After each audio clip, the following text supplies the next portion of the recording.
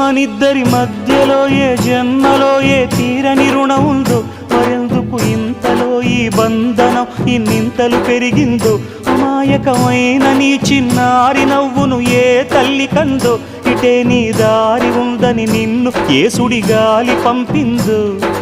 పాపం పుణ్యం దేవుడికెరుక, పేదకు దొరికిన బంగారు కణిక, పాలు వెన్నా లేవని అనక ప్రేమను తాగి పెరగవెసిలక.